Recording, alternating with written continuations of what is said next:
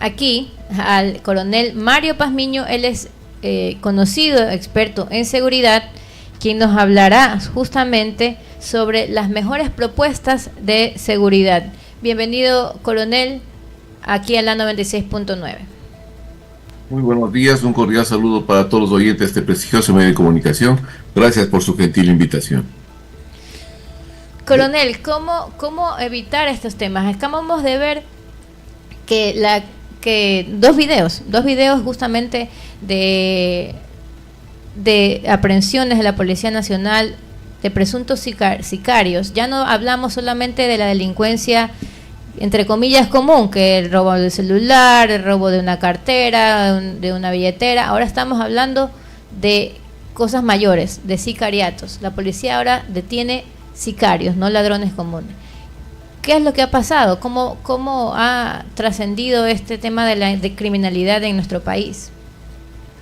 Lo que sucede básicamente es que las autoridades y también la población no entienden, no comprenden que las organizaciones delictivas no solo son las que se dedican exclusivamente al narcotráfico. Así definimos a las ONG, a las organizaciones delictivas actuales.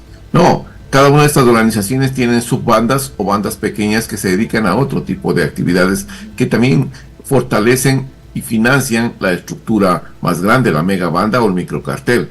Por lo tanto, pues este tipo de extorsiones, asesinatos, sicariatos, lo que son vacunas, va a ser parte de esta cotidianidad que tendremos los ecuatorianos que ir viviendo, porque permitimos desde hace 4 décadas que el crimen organizado se instale en nuestro país y que comience de esa forma pues a tomar el control de ciertas estructuras gubernamentales en el Estado, en la fuerza pública, en el sistema financiero nacional, en el sistema social, porque ya hay barrios y santuarios en donde ellos ejercen el control, donde el Estado no tiene una presencia efectiva. Por lo tanto, pues nosotros hemos sido parte de este juego perverso de permitir que el crimen organizado siga creciendo.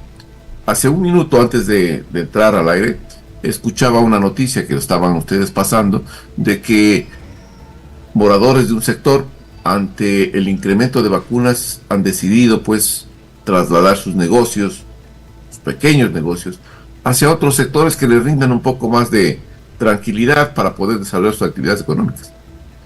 Esto es algo que se está dando en este último periodo, yo diría de 1 año y medio atrás más o menos, en donde hemos visto que hay una migración delictiva desde el litoral ecuatoriano hacia la serranía ecuatoriana.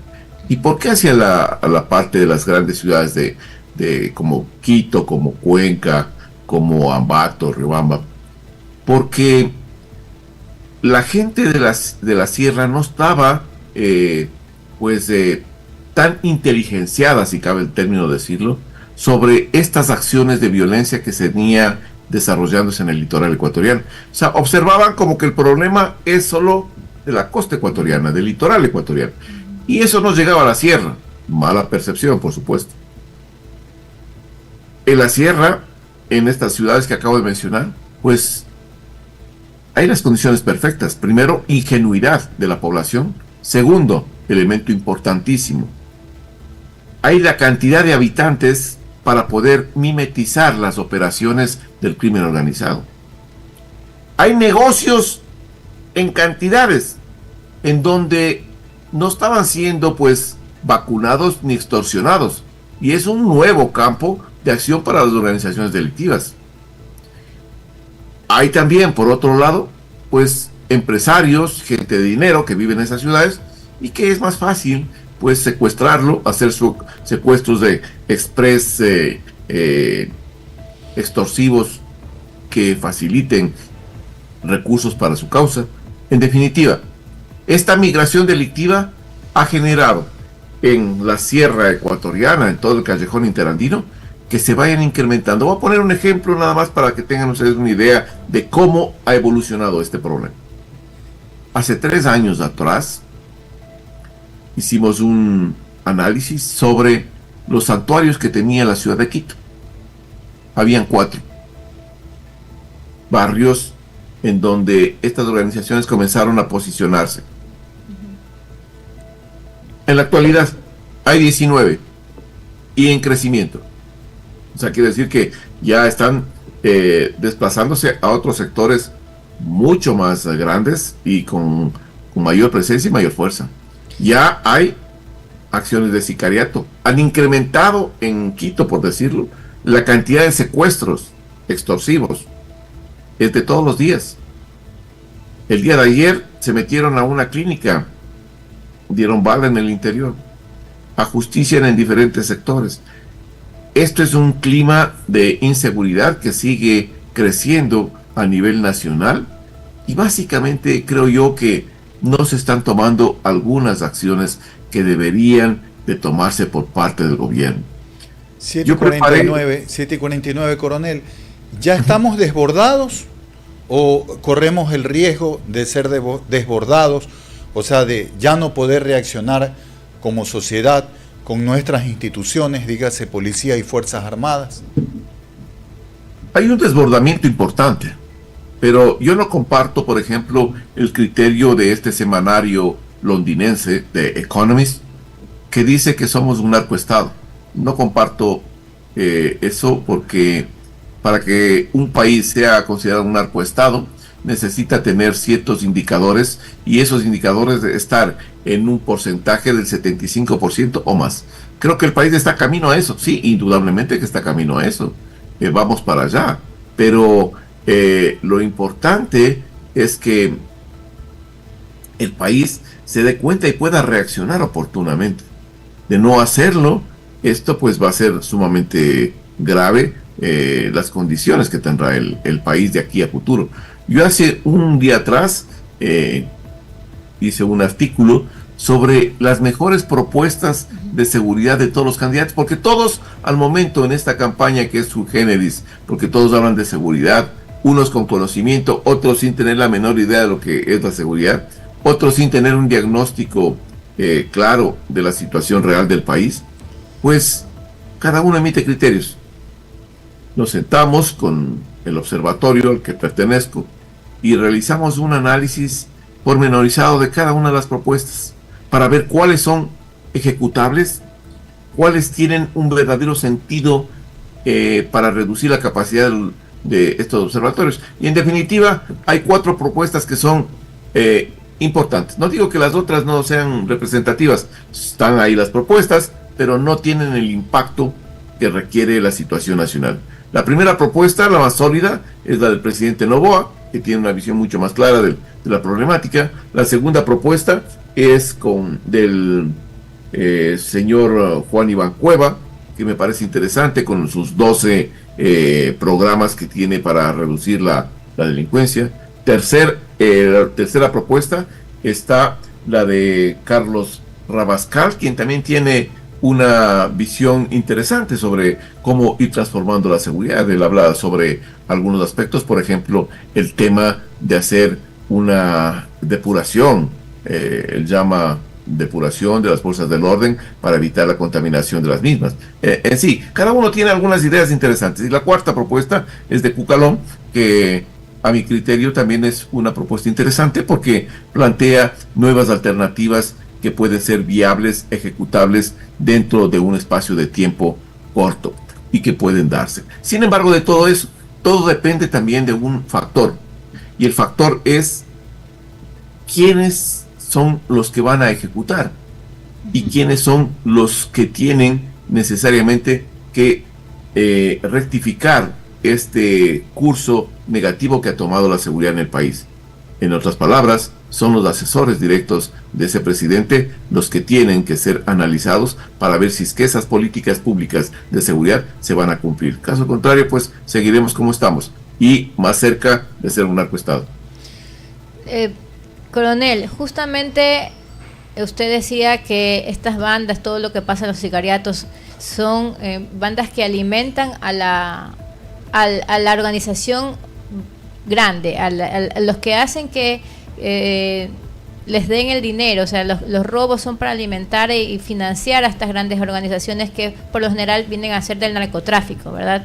Entonces, ¿usted cree que este tema del narcotráfico es lo primero que debe pararse, o la primera lucha, la gran lucha que debe hacerse para poder eliminar consigo los otros tipos de crímenes. Y si este narcotráfico se demoró 40 años, 4 décadas, como usted lo ha manifestado, ¿cuánto tiempo demoraría en poder realmente, si es que se establece un buen plan, un plan correcto, con las estrategias correctas, cuánto tiempo demoraría en nosotros, claro, no eliminar por completo la criminalidad, porque eso es, ningún país del mundo lo ha hecho así al 100%, pero sí tener una probabilidad o un porcentaje considerable de disminución de la criminalidad? Yo creo que el gobierno ha tratado por todos los mecanismos de reducir la capacidad del crimen organizado, pero reducir la criminalidad va a ser sumamente difícil. Hay que tomar algunas acciones que a mi criterio son las que debería el gobierno comenzar a implementar. ¿Cuáles son esas? Por ejemplo, el COSEPE es un organismo que no funciona. Está ahí y representa uno de los organismos más importantes que debería ser activado para poder dar solución a los problemas. En el COSEPE está todo el gabinete ministerial y de otras funciones del Estado apoyando a una crisis, en este caso la crisis de seguridad. Ese COSEPE debería estar funcionando las 24 horas del día para poder plantear soluciones y poder realizar el seguimiento de las disposiciones dadas. Primer punto. Segundo, es necesario que el Estado comprenda que este no es un problema de seguridad ciudadana, así lo están enfocando, y lo siguen enfocando con el criterio de que este es un problema que se soluciona policialmente. No, señores, están equivocados.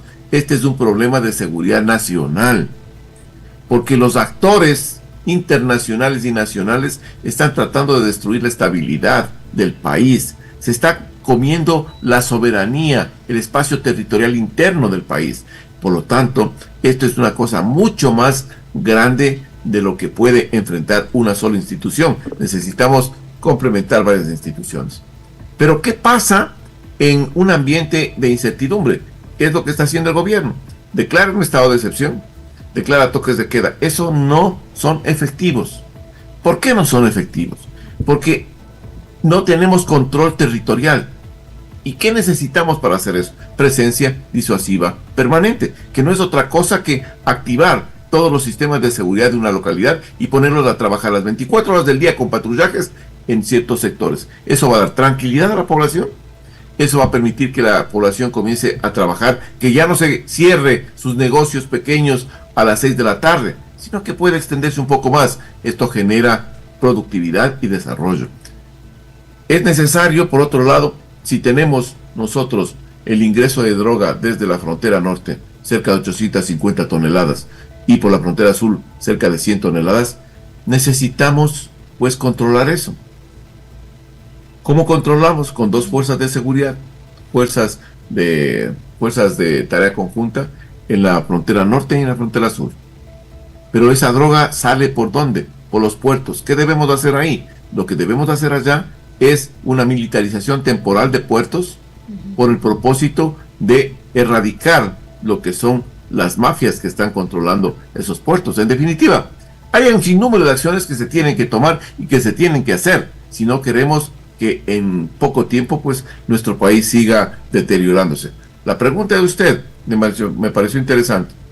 4 décadas de penetración permanente desde 1990 con una mutación especial en el 2003-2004 cuando el país muta a ser de un país de tránsito a ser lo que es un país de acopio y plataforma internacional de distribución.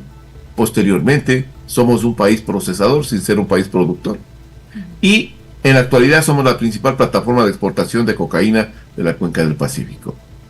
Si nos demoramos 4 décadas en el nivel de penetración que tenemos al momento, nos demoraremos de 4 a 5 décadas más para poder regresar a los niveles de seguridad óptimos, siempre y cuando exista un consenso nacional en que el problema nos atañe a todos.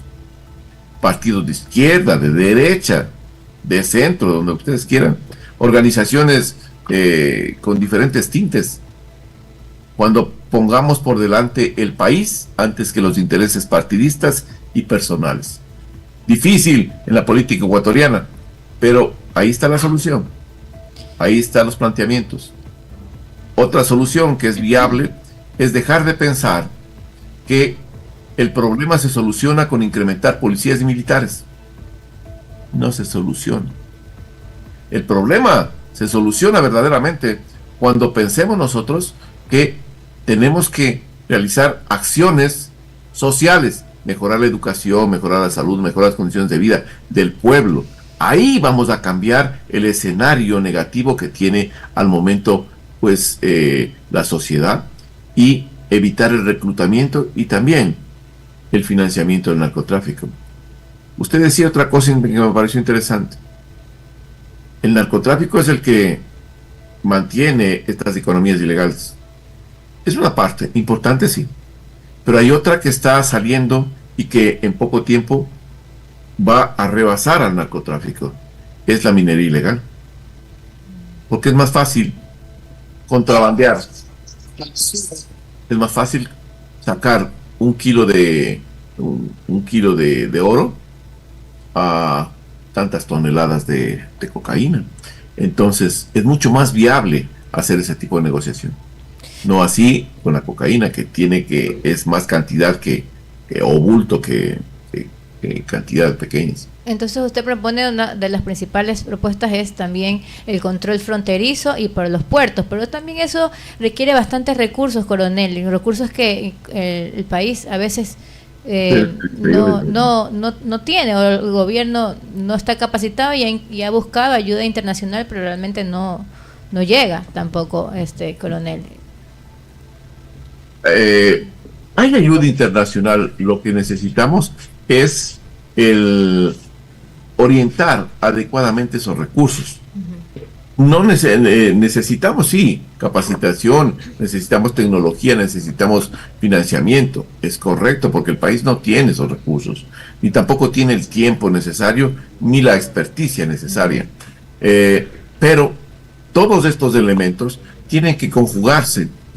Yo recuerdo lo que hizo Colombia en el famoso Plan Colombia. Ellos invirtieron 13.000 millones de dólares, de los cuales cerca de 7.000 fueron de parte de Colombia y el resto fue de la comunidad internacional. Pero no todo ese dinero fue a parar en manos de las fuerzas del orden. No es así.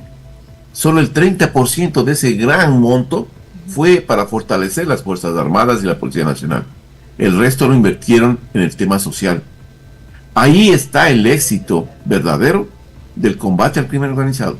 Hay que cambiar las condiciones de vida de la sociedad. Solo para dejarles un dato. ¿Saben ustedes cuánto le pagan a un niño de 9 a 11 años los GDOs en un santuario? Un niño que nunca en su vida ha tenido un billete de 20 en la mano. A ese niño le pagan $500 a $1,000. ¿Por hacer qué? Por observar y hacer de águila o vigía, que se llama. Esas personas, pues, le pagan, le dan un celular, solo para que anuncie o indique si es que ingresan personas extrañas o si la fuerza pública está ingresando a ese santuario. ¿Ustedes creen que ese niño, que debería estar estudiando en una escuela, buscando mejores derroteros de su vida, va a ir a trabajar, va a ir a estudiar? No va a ir a estudiar, se va a quedar ahí. Y aquí son tan irresponsables los padres que pues le dicen, ¿sabes qué? Quédate nomás ahí, no vayas a estudiar y pásame esos $500 para acá. Así es lo que estamos viviendo. Qué duro, coronel. 8:02.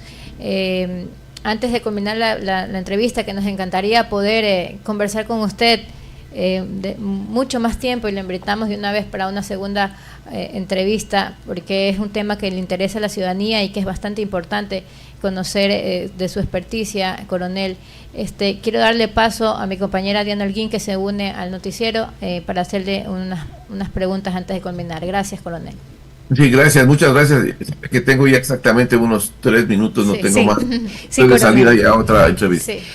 Solamente para culminar, en realidad creo que hay que hacer una reflexión y es conocer si en definitiva estamos por entrar a un punto de no retorno de la tranquilidad y la paz del país, o aún se puede hacer algo si es que se trabaja de manera urgente. Yo creo que se puede hacer siempre y cuando exista decisión política, siempre y cuando existe una convicción de salvar al país, de sacarle adelante al país. Si es que existe una convicción de sacar réditos políticos o personales, pues eso no va a funcionar. La situación es sumamente crítica. El país está al momento atravesando una crisis de inseguridad a la cual se han sumado otras crisis más, pero si es que no ponemos de parte, si es que no visualizamos los escenarios, si es que no planteamos acciones políticas concretas, directas e inmediatas, el país no va a salir y el país va a seguir en un proceso de deterioro permanente de su seguridad, más de la que tenemos al momento. Iremos viviendo. Estos días de campaña, ustedes van a ver cómo se van intensificando las acciones de violencia, porque al crimen organizado tampoco le conviene o le interesa, pues, que venga o que vayan personas que proponen acciones en contra de estas organizaciones. Entonces, esta campaña va a ser sub generis por el nivel de violencia que se va a emprender. Gracias, estamos escuchando las apreciaciones del coronel Mario Pazmiño, experto en seguridad. Como le había dicho Sofía, pues la invitación está hecha para que pueda volver a acompañarnos más adelante y seguir hablando de estos temas. Amigos, ustedes sigan en la sintonía de la 96.9. Regresamos con más información luego de este corte comercial.